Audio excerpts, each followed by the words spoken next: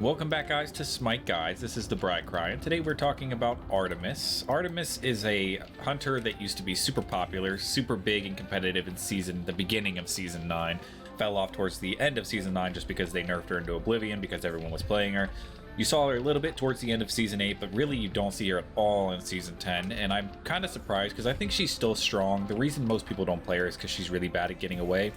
The only escape she really has is if you're really good at landing her traps, and we'll go over how you can kind of set that up in a way where you can stop people from chasing you, and then her ultimate. So you have to either use her ultimate to attack, and if you do that, you have no way to get out, or you have to hold on to it, and for worst case scenarios, to drop it or dump it in order to get away. But if you have beads, they're probably still going to chase you down. So that's the biggest reason people kind of steer clear of Artemis right now, just because of her lack of escape. We'll go ahead and get into her core abilities first, talking about her passive and how that works. Her passive is very important. It's very pertinent in most gods and Smite that you know what their passive does, because it typically plays into their kit. With Artemis it definitely does. You do 15% increased basic attack damage to any enemy god that's afflicted by any type of crowd control. And then you do 30% increased damage to any minion that is inflicted by crowd control. And her kit is all built around crowd control. She has a root, she has a slow, and she has a stun, all built into her kit. If you get really good with her root, which is her one, which we'll go into in just a second, you're going to be godlike with Artemis. And that's why most people kind of avoid her, just because it's a little bit weird hitting her one until you get used to it. I'd say still on the same skill cap of like hitting a Thani scythe. But you just have to get really good at pathing and kind of lining people up as to where they're walking. And if you get really good at running people chasing you down, kind of just W key, and you just throw the trap kind of like a Ymir wall right in front of you, and they'll kind of run straight into it. I'll show you kind of how it works here. But basically you just want to throw it down in front of someone, catch them in it. They get rooted and crippled. They'll also get a little bit of tick damage from the root. And then during that entire crowd control period, you're also going to get increased damage from your basic attacks on them. And that's where Artemis is most strong, is her basic attacks. That's why she was so big at the end of Season 8, beginning of Season 9, in the competitive gameplay, just because auto attack based assassins were very big back then. Right now, hunters are trying to make their way back into the meta, especially with the buff in Quisai, the nerfs, and all the ADC magical mages, so we should see them get a little bit more play soon, though I don't know if Artemis will be one of those main hunters to come back into the play. She's probably going to need a little bit more of a buff, just in order to get back into it. But that is how her one works. She can have 4 of them placed at any point in time. Like I said, you can use them just to trap someone in, or you can place them in places where people typically tend to gank into, to give you a little bit of awareness and also stop people from pathing in their usual paths, especially with the way the new jungle works and kind of how lanes are split. It's very narrow ways that people have to come through, so maybe placing 2 traps and typical walkthroughs are good for you, because it makes them have to rework around, makes them take a little bit longer to get to you. And if they're not paying attention, obviously they'll walk into it. Her 2 increases her attack speed, very big. She gets a boost of 25% increased movement speed, and then a burst of 80% attack speed for the entire time that it's active, lasting 5 seconds at max. Obviously these are all max levels, 80%, 25%, 5 seconds, which is very big. This is why she's very spent into her basic attacks. You want to build her in an auto attack build. I don't really like crit in Artemis, though you can build her, it works just fine. She still has the attack speed built into her kit, so if you go a little bit more critty, a little less attack speed, you can still get the boost from your 2 to get that attack speed off and still get the crit off. So I'm not saying it's necessarily a bad thing to do, but I think at auto attack, especially with the most recent buff in Quisai, definitely worth doing. I think auto attack is a little bit more pertinent, a little bit more used right now than the crit build is, other than people that are like necessarily really good with crit and need to be built around crit, kind of like a Jingwei or something like that. But yeah, so her 2 will activate it here. It shows you increases her attack speed. She also gets the movement speed buff, so good for chasing, and I guess a little good for like getting away. In the early game, you're going to have Wing Shard built on her, which increases your movement speed and attack speed as well. So you activate her 2 and then Wing Shard, and you get a nice little boost there, especially in the beginning where attack speed's a little bit low. You're pretty much almost maxing your attack speed at 2.5 once you activate both of those, so it gives you a big boost above everyone else. And with the items that you're going to have built in the beginning, Death's Toll and Assy, it's really good for getting all your health and mana back very quickly as well during that fight. So most of the time you're going to out-sustain anyone you're fighting into, even if they build the same kit as you, just because early on you're going to have a lot more attack speed and bursting your basic attacks than they will. So that's pretty much how her 2 works. Very straightforward. Like I said, just a buff to her attack speed and then a buff to her movement speed. Going into her 3, which is a slow and also an area damage where she rains down arrows. During this time, anyone hit with it is going to get hit with a 25% slow for 2 seconds, and then it does at max level 300 damage, stock, base, not affected by any of your abilities, damaging items that you have built up to this point, just 300 stock damage. So a really good area ability to be able to slow multiple people that come in on you. Also good for early laning phase. You can use it. It's big enough to poke out someone that's in the back end of a minion wave, you know, hitting the archers and also hitting them at the exact same time. Most of the time, hunters are going to stick back there towards the archers while poking out the wave. So it allows you to get some additional, you know, poke from that ability with also hitting the wave, which is nice. And then, like I said, anybody afflicted by any type of crowd control gets the increased damage of 15% from your basic attacks and 30% on the minions. So as you're hitting them with this slow, you're also getting 30% increased damage for that 2-second period on the wave. So it makes you really good at clearing wave out, and then also giving you the increased damage on the enemy god as well. So we'll show you what that kind of looks like. They get hit with it, they get the slow, you do your increased damage. Really good. I mean, it's probably not gonna be the difference between you killing someone and not killing someone, but it is a nice little poke out ability. And if you're trying to chase someone down, it could be good for slowing them and catching up to them. But in most cases, you want to hang back as Artemis, especially in the early laning phase. You want to try to stick back. You know, you always want to have your beads up, probably. Most of the time, beads is going to be more your go-to first relic than Sank will. So you're going to want to make sure you have your beads up. Always hold your ultimate for escapes, I'd say. And then, like I said, if you're like in a very sticky situation and someone's W-keying you, enemy jungle or something like that, you can always throw your trap at your feet and hopefully get them snared in it to get away. A really good trick there to get away with her. Don't ever turn around because you take the movement penalty and try to like jiggle your ability by turning around. Always just throw it at your feet, kind of like your mirror wall, and hope they W key into it. It's kind of delayed as it gets placed down, so by the time you place it, it's a little bit behind you, and hopefully they're not paying attention and get snared by it. So we'll talk about her ultimate now. Her ultimate is a very big area effect that does a stun to anybody that gets hit by the pig. The pig will run at someone and headbutt it, basically just charging them, and anybody hit by the pig will be stunned unless they use any type of CC. The entire duration of this ultimate, Artemis is CC immune, so it's a good escape for her. Very good to stun someone to get some distance, and then also get you out of any stuns that may be going on during that time to try to slow you down and get you. So it's the ability that most is going to use to get away from someone. Until the end game, when you're in group fights, you can use it for an attack in order to, you know, separate people and get some good damage in during a entrance to a group fight, or maybe an exit to a group fight as well. But very good, does quite a bit of damage. It's nothing crazy, but enough damage to warrant it being worth getting some damage off in it as well. Keep in mind that the pig will run and hit someone. When it hits them, it stuns them. It also stuns himself for a second, and then he'll charge to the next enemy god that's closest, and he'll do that over and over again until the duration ends. So anybody within this circle is probably going to get stunned. It's nothing crazy. It's just good enough to kind of section people out.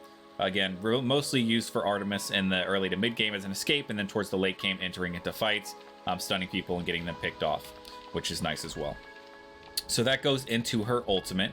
We'll run over here and show you, well, actually, let me show you what the ultimate looks like first, because I didn't activate it. So she's CC immune, and it'll run over there and stun the enemy god, and then if there's anybody else there as well, he'll run over there and stun them as well until the time runs out, and then he despawns.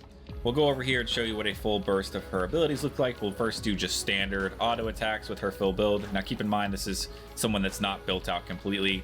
They don't have any builds built into these guys. They're just level 20 stock, no build gods. But this is what her basic attacks typically look like.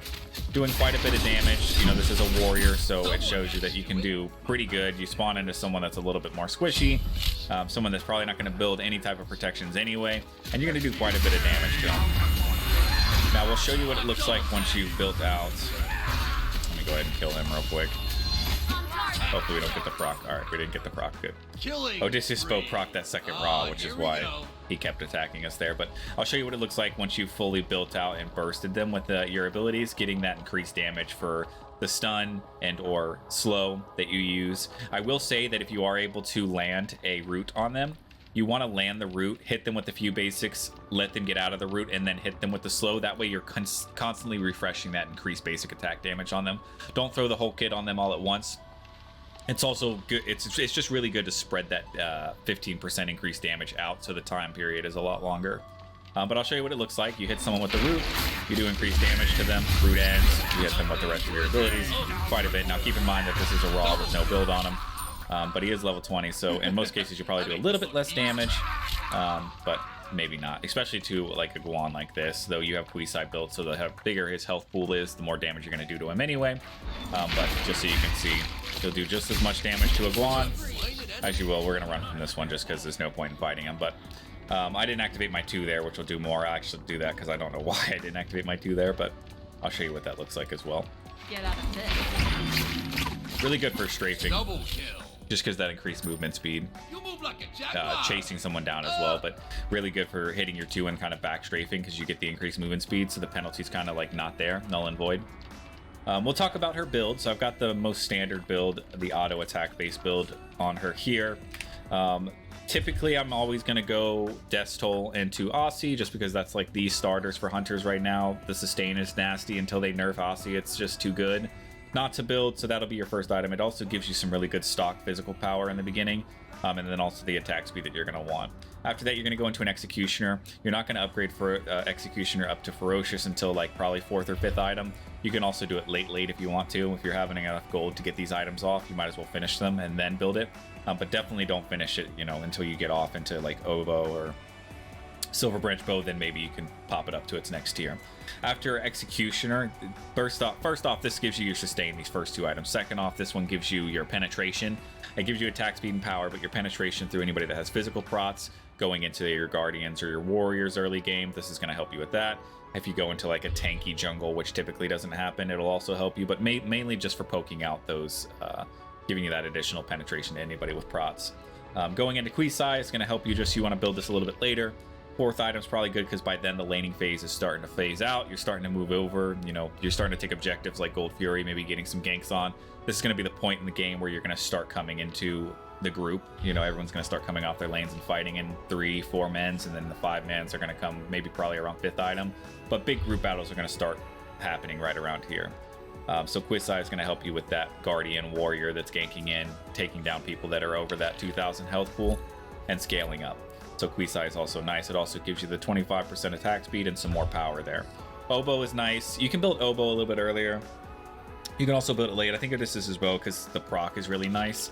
Getting that lightning that strikes off, just especially once your attack speed's built out so heavy, you're going to be proccing Odysseus' bow like crazy, and that's just going to give you increased damage on anybody that's in the group fights. Odysseus' bow toward the late game is nice because when you're fighting 5 gods at once, you're also doing that additional little bit of damage, which counts. Every bit of damage counts towards the late game on the gods that are in the back. This allows you to poke out guardians and warriors in the front and still be hitting their back line that's trying to stay back and do the same thing. So I like Odysseus' bow on her, especially with how her attack speed works and how her kit works. It gives her plus 30% attack speed as well. So she's probably one of the fastest attack speed scaling gods there is, just because of her abilities. So this is really nice to build on her. And then Silver Branch Bow, obviously, because you're going to cap out at 2.5 attack speed. Silver Branch Bow is going to give you additional 2 physical power for every 0.02 attack speed you go over 2.5. So that additional power will be nice. You're definitely going to cap out and go over 2.5 with well, I'll tell you how you're going to do that, because you're going to sell you can go Death's Embrace. It's not a bad item, but right now the go-to is selling out, just because core items right now for hunters is going to be Dominance, Aussie, Executioner, and Quisai. You want to build those 4 items every time on a hunter, no matter what, even if you're going the crit build, and I'll tell you how they make that work. But you'll sell Death's Toll instead of finishing it to Death's Embrace, and you're going to go Dominance in the late game. This gets to the point. Once you build Dominance, it's going to cap you at your attack speed, 2.5. It's also going to give you some additional power. Not really here for the sustain and mana. You're not going to have too much issues with that in the late game. But you also get the additional penetration, 20% on your basic attacks, which is nice. So this is going to be your full build for her. These 4 items are built in every single kit, whether you go crit or auto attack. It doesn't matter, just because of how strong they are right now. You need to build them. So yeah, I would say sell Death Toll in the end and go Dominance, just so you can cap out and take the benefit from Silver Branch Bow. So this is your auto attack base build. Other than that, if you're going to go crit, it's very straightforward. All you do is not go Odysseus Bow and not go Silver Branch Bow. You're going to end up you're still going to sell in the late game for Dominance. You're probably going to not go Ferocious Execution or 3rd item. You're going to go Rage instead. Always be prepared. And then you're going to go Executioner after. And then you will go Quisai. And then last item is going to be Deathsbringer. This is you're going to go into Envenom Deathbringer because everyone that you're hitting is getting afflicted by the poison, which gives them a slow of 10%, which is crowd control that you need to do increased damage, and then also reducing their damage output by 10%. So this works really well with her. If you go the crit build, because this poison slows them by 10%. They're getting hit by crowd control constantly if you're proccing this, which gives you increased damage even more so on your passive, which is nice. So this is a good build to go. You want to go Rage early so that you can max it out and get it to its evolved form, so you get the additional crit strike chance and the additional 5 power or increased power per stack, but mainly just so you can max out that crit strike chance. If you build this, you're going to be hitting crits probably almost every single time. 90% of the time you're going to be smacking a crit, and you still have the 4 core items that are going to be melting away anybody with big health bars in the late game. The big thing about Artemis to remember when you're playing her, especially towards late game, in the early game, like I said, you want to stay back, you want to have wards up. Wards are very important with Artemis. Some hunters can get away with not wasting the gold on wards. You know, I'd say build wards no matter what, but some hunters can get away with not building wards just because they have their escapes, their leaps, their dashes, stuff that can get them out pretty easy. Artemis is very susceptible to being ganked. You want to have your wards up so you can start backing away from a wave the second you see someone. You want to have your traps set so that if someone comes in, they can get away from it. You always want to hold on to your 1 in order to, you know, you can hold on to your 3, but always use your 3 to poke out. But try to be holding on to your 1 and your 2 if you don't need to use them, so you get that burst and a movement speed, and you can also use the stun throw behind you. And then your ultimate as well. Try not to use your ultimate to attack unless you absolutely need it to finish a fight against the carry in the early game. Try to hold it as an escape. And then towards the late game, you're always wanting to stay back. There should never be a point where you're pushing the backliners. I know that in most cases, hunters have the mobility to be able to get into the backline and pass the hunters and warriors and do damage to the backline, but leave that to the assassin and spend your time, especially if you go the auto attack speed build, but you can do it on the crit build as well. Spend your time trying to poke down the warriors and the guardians. The warrior's going to try to burst through to the backline anyway to do damage to you guys, so just try to focus on melting him down. If you go the auto attack speed base build, you're going to be melting them with Odysseus' bow anyway, but with Artemis for sure, because you have no escape, stay in the backline, be focusing the frontliners, the guardians and the tanks, melt them down, and then go from there. At that point, you can start focusing the backline once they're no longer a problem in the front. So other than that, that kind of explains Artemis and the reasons why she is or is not popular and how her abilities work. Her builds, like I said, there's only really 2 hunter builds right now that are super meta. You can play around with some other builds, but these are just too strong not to build right now, I'd say, especially if you're going into the competitive field. I hope I explained her well. I hope I went over her abilities the way I should have and didn't miss anything. If I did miss anything, make sure you guys leave it in the comments below so people can see that, and also so I can see, just so that I can learn from anything that I missed. And then also, I hope the builds are enough warranting a good build. I'm pretty sure they are. Everyone's building it right now. It's just because of how strong it is. I pay attention to all the mini updates that come and nerfs and buffs on items, so I'm pretty confident that these 2 builds are going to be the strongest ones right now if you go crit or auto attack either way. But other than that, I hope you guys enjoyed the video. This has been the Bri Cry. I'll see you guys in the next one.